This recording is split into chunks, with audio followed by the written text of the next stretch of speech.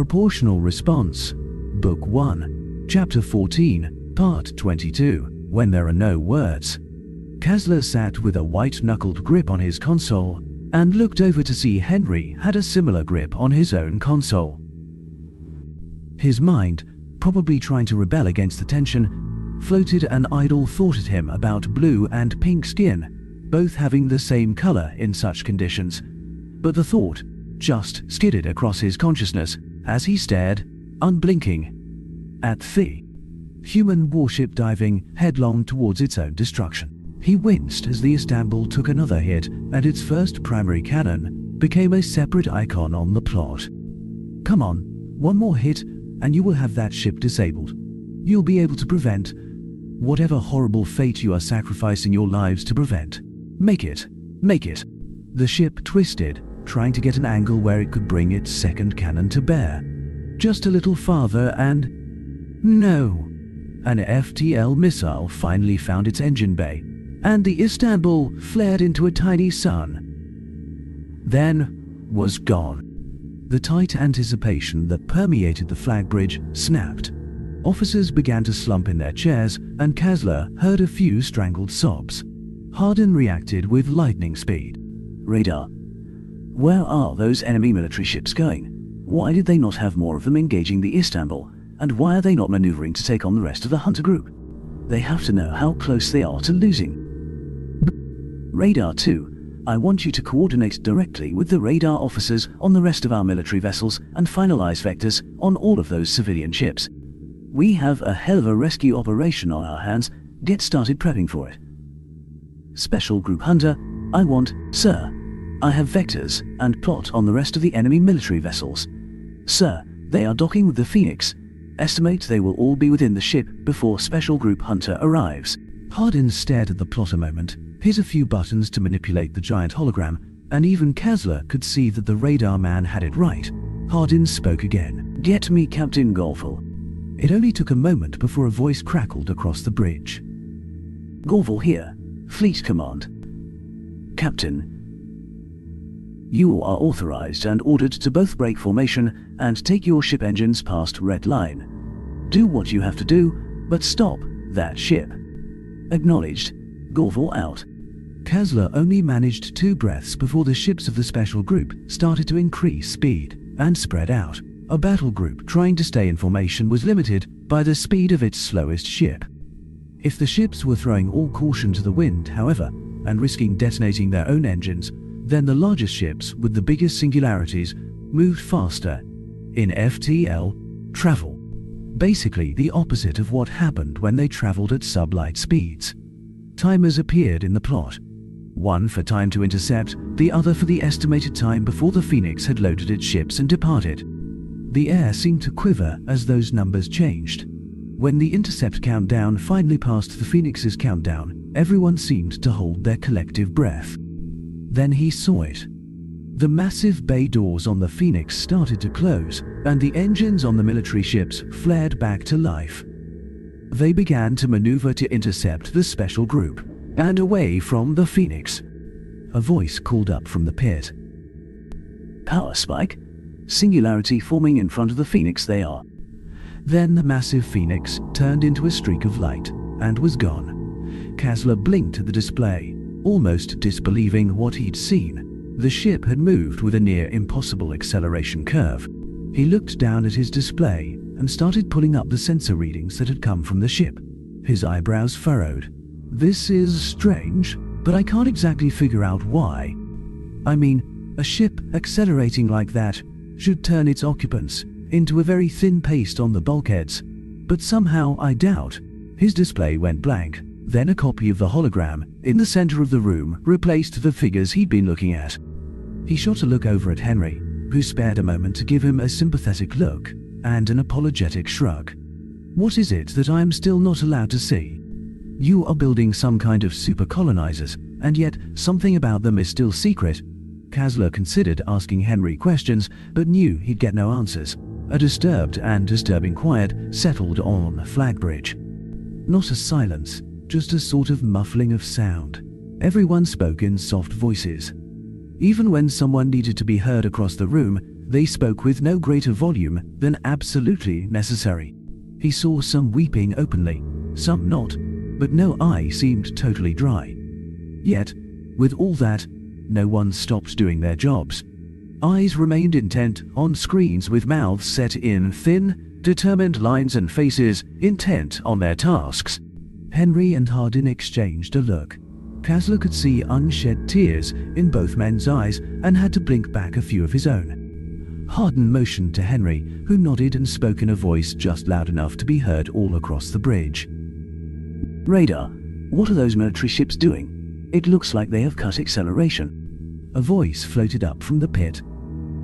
Firm, but just loud enough to be heard. Sir, they are vectoring away from Special Group Hunter. They have strengthened their shields and have not powered down their weapons, but they have closed their missile ports. Another voice penetrated the air. Sir, remaining military ships are signaling an intent to surrender. They wish to speak with Admiral Archer about terms.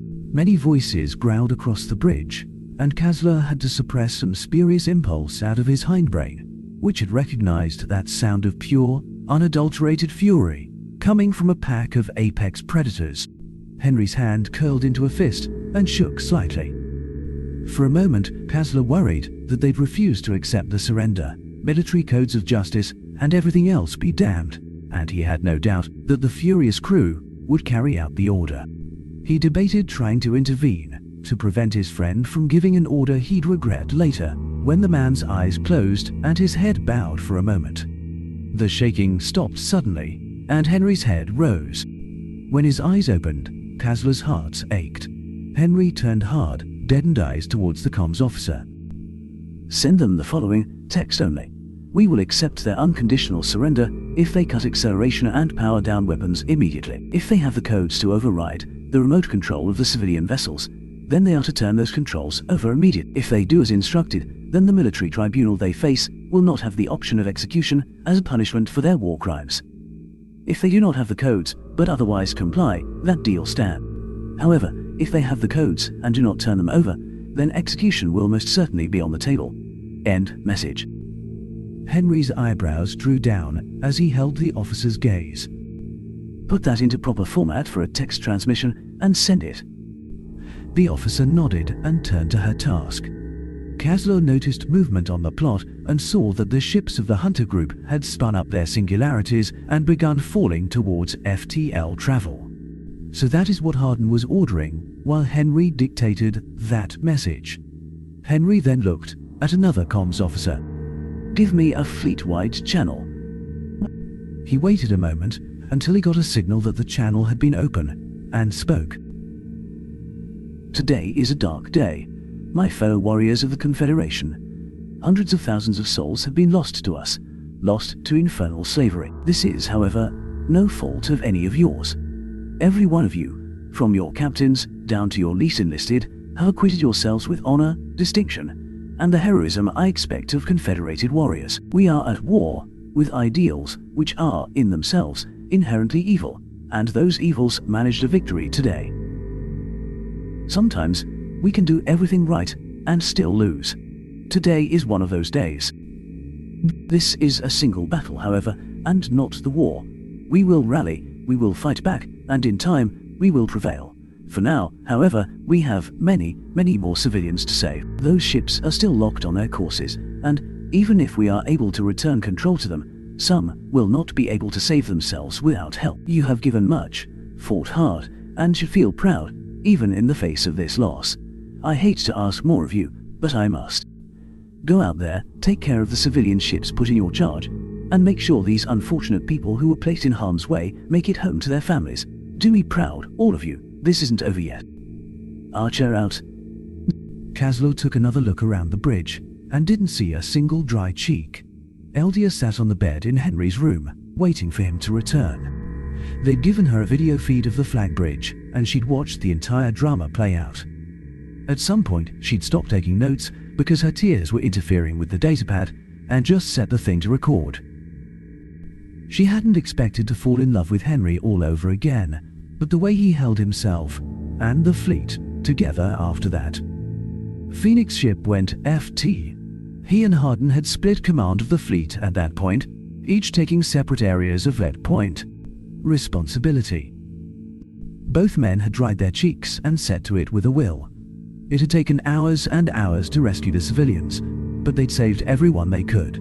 A few ships were still lost, but they saved most. Her eyes had been glued to the feed the entire time, watching her man tirelessly and calmly direct the rescue efforts while speaking directly to some of the civilian ships, using his name recognition to help captains calm down and do what they needed to. Through it all, Henry had been steady, efficient, forceful, and, above all, calm. In her heart, he'd become the rock upon which the entire fleet rested its efforts. She could see it in the glances from the crew in the pit, as they looked at Henry's calm demeanor and sat a little straighter, heard it in the voice of ship's captains as their voices strengthened after he spoke to them. Only she, and maybe Calzor, could see the raging inferno going on within him. Tiny little things. A twitch of his pinky here, a narrowing of his eyes there, the way his mouth sometimes drew into a hard line. A million little things. All of which spoke of his desire to reach across the light years and hurt someone, or just crawl in a hole and pull a rock over himself. He'd finally left the bridge as the fleet's hackers finally decoded the last of the override control signals and the rest of the ships were given back control. He'd stood on legs that seemed solid as could be and allowed Hardin's third-in-command to take his place. She'd watched him walk out of the bridge as the outward appearance of calm, but she could see the whitened knuckles of his fist and the way his gaze remained fixed ahead of him. She'd considered waiting for him in the tiny front room of his quarters, but had decided to move in here and change into a nightgown. He would need her, she knew. Her heart ached for what had happened, for all that had been lost, but she bore no responsibility for it, and she knew Henry would blame himself. So, she'd moved in here to allow for a more intimate setting. She considered leaving her clothes off entirely, but she wanted to comfort him, not distract him. She heard the door to the quarters open, and heard Henry move inside. She could see him through the bedroom door. He stood there, straight as an arrow, eyes fixed forward, hands to his side. Then the door closed, and he nearly crumpled. He started to move towards the kitchenette, then looked about. He spotted her, sitting there on the bed, holding an iced whiskey for him. He turned dead eyes on the drink, then on her. He tried to smile, but it came out more as grimace. She stepped up and moved towards the door, tears streaming down her cheeks again, just to see him like this. After a few moments, he began to almost stumble forward, hands out to her, and tears streaming down his own cheeks. They fell into one another's arms and held each other in a desperate embrace, trying to draw and give strength. When they finally drew back a little, she gave him a small kiss, then held up the glass. He downed it in one gulp. Then a look of near fury crossed his face. If she'd seen that look on any other human, she'd have taken to her heels and asked questions later.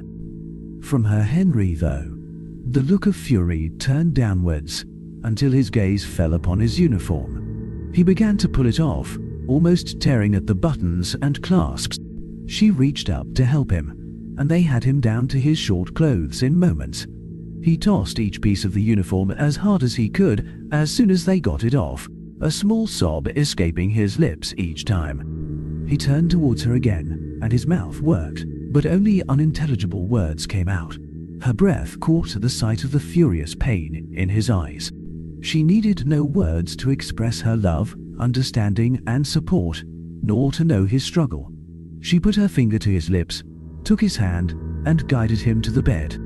They lay down, folded themselves into the other's arms, and wept together until they drifted off to sleep.